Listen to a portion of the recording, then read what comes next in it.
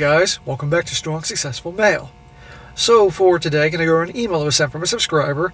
This from a guy, sounds like he's in his 40s. He's happily married for like 10 years now. He has a daughter that he loves to death. He's got a good life. And he shares his story about his first marriage, which wasn't so great, about a gal that he rushed into, who clearly had lots and lots of red flags, but he was young, bought into the narrative, had to play the white knight, Captain Save a Garden Hoe. And like white knights, he dealt with what white knights deal with, a train wreck. However, you're going to see he does have the last laugh because when it was over, she's the one obviously wishing it wasn't over, but he was done with her and has the last laugh. Now we're going to make the point, guys, to not be the classic nice guy, white knight, Captain Save a you-know-what, because it's never going to end well for the guy. I know you know this, but I got to share these stories to really make that point. Being the classic, clueless, nice guy. And, which is very important, and you're going to see in real time here, how his first wife, liked to play these games. Shocker, women like to play games. Where she would threaten to break up with him and things like that, probably in hopes that he'd grovel and beg and she can get power over him. Unfortunately, a lot of times she would pull that crap, he would handle it differently and she didn't get her way. But she was always doing that. And when he didn't pull that crap, then she'd bounce back. And they do that. A lot will deliberately try to break up with a guy, threaten to end the marriage, break up with him, hoping he'll grovel so she can get power. It's crazy. So it starts off, says here, hello SSM. I sincerely hope that this was a leg day for you at the gym. I don't want you to throw out your shoulder with all the smacks you're about to administer if you're already fatigued. Well, dude, tonight is an upper body workout. I'll be doing it at home because I've had a busy day. So we'll consider me smacking you a good warm-up for my shoulders here. Let me start with the happy ending first. I am now happily married. I've been so for more than 10 years, and we have a wonderful daughter who is growing up way too fast. Well, congratulations. All's well that ends well, but getting to this point was not easy. Revisiting the failure of my first marriage for your site has brought up a great deal of bad feelings and bad memories. However, if it can help someone else avoid the mistakes I made, I suppose it's worth it. Dude, it is worth it. I guarantee you, when this is uploaded to YouTube, somebody's going to watch it somewhere in the world that is going through something like what you were going through in your first marriage. And you sharing this story will help that guy get through another tough day. Or show him that there is a light at the end of the tunnel. So all you guys are right in, even though I'm smacking the shit out of you and roasting you on occasion, you are doing a great service. And I appreciate it. And I respect that. A little about me. I'm probably what you would call a typical nice guy. Smack! You know why. I'm educated, employed, and don't need my mommy to cook or clean after me. Not very exciting. I don't need much to keep me happy. I'll never be rich, but I'll live within my means and have built, or shall I say rebuilt, keyword rebuilt, a comfortable life for my family. Hey, my little girl has even been to Disney World. Well, there you go. You must do well because you pretty much have to mortgage your soul to afford a week in Disney for your kids. Well, when I met Haley, not her real name of course, I was living in my own place and trying to build my career. She'd apparently broken up recently with another guy and was struggling within her family dynamic. Here we go. Struggling. Enter the white knight. What can I say? She was a young adult living at home and wanting independence, while her parents were restrictive and controlling. Not long into our relationship, they threw her out of their house. No, she didn't come live with me. However, she wound up in a rundown place with a roommate in a not-so-great part of town. So there's issues with her family. And she's got other issues and stuff like that. And you're the guy who has to come and save her. Guys, I've said this many times. If your girl has a bad thing going on with her family, if you get serious with her, that can become your family. You don't need that crap. And that could just really have a negative impact in your life for you, your kids, all that. Of course, that meant she needed saving. Nice guy to the rescue. Any and all red flags were ignored on my part, and the proposal came way too fast. Smack! Are you nuts? Clearly, you proposed in a short period of time. All these signs were there not to do it, but you did anyway. Let me guess. She was beautiful, or above average looks and body, and would certainly take care of you in the bedroom. At least I would hope so if you did all this for her. The wedding invitation even had a fairy tale castle theme. I know, smack. Red flags include a few $1,000s of consumer debt that she paid off during our marriage, not me, way too much interest in the club scene, which was not my scene, a lack of clear career direction, and her family. My excuse, I was young, inexperienced, and in love. A terrible combination, and in the end, I paid for it literally. Smack! Well, there you go. Yeah, interest in the club scene? Yeah, no thanks. That's not what a married woman should do. If that's not your thing, it's not going to work. Lack of career direction. Okay, that can happen to some young people for a while, but she's got to take care of business. It couldn't be just you paying all the bills. And then her family. You don't need that. But nope. She's different. You're going to save her. When I proposed to her, my parents could not have been more excited. Her family was not. At one point, her family said they may not attend the wedding at all. Dude, you know, the Great Spirit, the Lord, somebody up there, the universe was giving you signs. All these signs this is going to work, and yet you totally ignored them. I may be a nice guy, but I'm not that nice. I told her it's fine if they don't want to support our marriage and show up at the wedding, but then they were out of our lives completely, and I meant it. And they relented. See? Look what happens when you lay down the law. By the way, guys, this bluff that her parents do, or did right here, you're going to see that the acorn doesn't fall far from the tree. Well, the first few years of our marriage were good. I thought we were building something pretty solid. About 3 years in, roughly 6 months after we had moved away from my career, out of nowhere, she threatened to leave me. So much for things being good, huh? We were about to move again for my career, and she just wasn't happy. Surprisingly, I didn't cry or beg or even get upset. Good for you. You remained stoic. You were a nice guy, but you weren't a mangina. I just told her that she had to let me know for sure before I moved, because I had to consider how a one-income household would impact housing operations and options in the new city. I may be a nice guy, but I'm practical. Apparently, that wasn't the response she was expecting, and she changed her mind. Imagine that. I think she was doing a power play, hoping you to crumble and cry and beg her, and she'd have power over you, testing you. Well, it didn't work. And there you go. She changed her mind. But you shouldn't have tolerated that crap. We moved and things were okay. She sort of fell into a pattern where there was a time of contentment followed by a time questioning her life choices, I guess. Eventually, we moved back to our home state and bought a house. That Christmas, she said that she had never been happier. Then the next spring, she said she was back to thinking about leaving. Round and round you go. Drama. More power plays on her part. Reality is, someone like this you're never going to make happy. Ever. People like this aren't happy unless they're miserable. The only thing that brings them joy is drama. And I'm willing to bet you that her family was just like this. She doesn't know what it's like to have a stable guy that treats her like a human being and all that. It says, SSM, one thing you don't really talk much about is emotional abuse. I know it's not something guys like to talk about, but it's important. During our life together, Haley threatened to leave me more than once. That is abusive behavior. Knowing what I know now, thanks to sites like yours, I would have shown her the door the first time and locked it behind her, but instead I let it go on for far too long.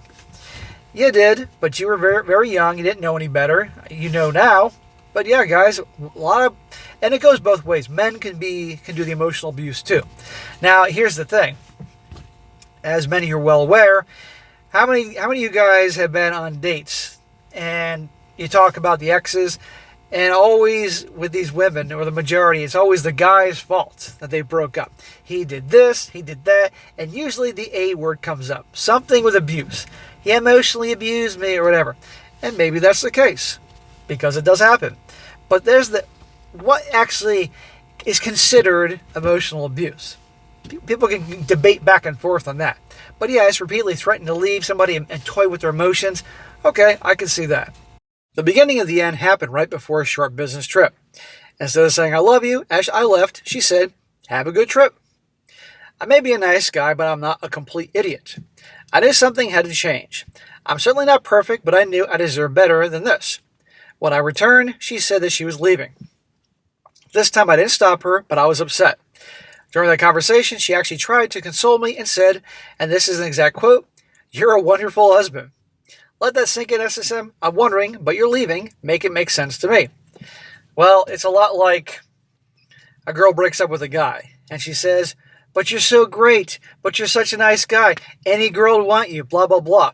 She's trying to make you feel better, so there's not a bunch of drama there, but she doesn't want you. That's what you got there. That's just what they do. Anyway, we agreed to separate, and I drew up a separation agreement. Nothing legal, just a short list of rules about seeing other people. She told me she wasn't interested in dating other guys, and I flat out told her I didn't believe her. She is full of crap. She's not walking out unless she has a guy to jump onto. She's trying to monkey branch to somebody that she perceives as better. The apples on the other side of the fence are always sweeter, right? The truth is, Haley thought I drew up the separation agreement to keep her in check. What she didn't realize was that I wasn't about to sit around wallowing in self-pity while she actively searched for somebody else. Good, you shouldn't do that, man. She left me on a Sunday, and I had my first date that Friday. There you go, man. I mean, if that helped you along this process, good. I wouldn't be jumping right back into dating during all this, because at that point it's time to end the marriage and move on, but okay. Shows you have options. It only took a day or two on a dating website for a woman to reach out to me. Me, the average boring guy who got dumped. Well, I think you are much more of a catch than you realized. And honestly, that's good that you weren't thinking much more of yourself than you actually were. Well, the date wasn't a good fit, but it totally changed my attitude. It made me realize that this separation wasn't about me trying to win her back. It was about her showing me why I should take her back. That's a big, big difference. Yes, because a lot of guys, they'll be kissing the girl's butt who dumped them trying to win her back. Like, why do you want to win somebody back that threw you away like a piece of crap? Seriously. Meanwhile, I don't know what she was doing. I remember one time Haley was at the house as we tried to work things out, and her phone buzzed. She put it on the counter. She literally stopped talking to me in the middle of a sentence to rush over to check her phone. I hadn't made a move towards it, but she wanted to make sure that she was there first. That didn't help her case. Obviously, it was a guy. Honestly, SSM dating wasn't my priority, and I stopped after a few attempts. Despite everything, I was still trying to fix my marriage. I came from a religious family, so I felt the pressure trying to avoid divorce. When there's no major problems, such as physical abuse, it's not always easy to just move on. Again, you were young, and you had been raised a certain way, certain values and everything. Yeah, but obviously you knew deep down this is not going to work out. But, you had to learn the hard way. This is why you don't be the Captain Save-A-Ho. We went to counseling, but that was a joke. Shocker.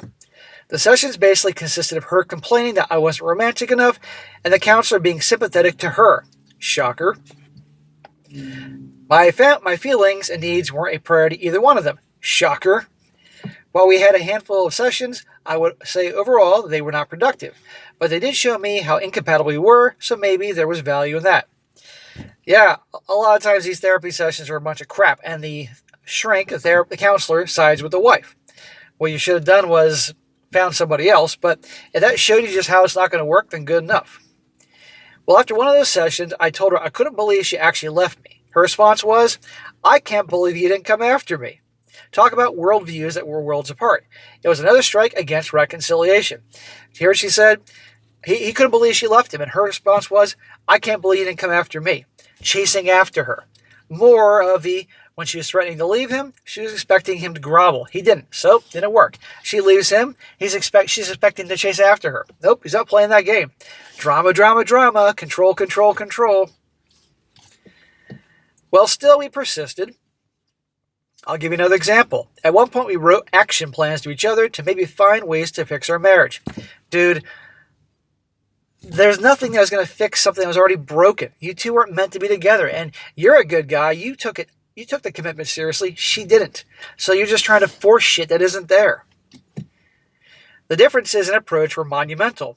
Her requested activities were all surface-level attempts at romance, including things she knew I didn't like. For example, I do not like the club scene or drinking, but dancing was at the top of her list. That's at the top of the list to fix the marriage, going to fucking dancing, really? To be fair, my plan of action was more about practicality. You're a guy, of course it was.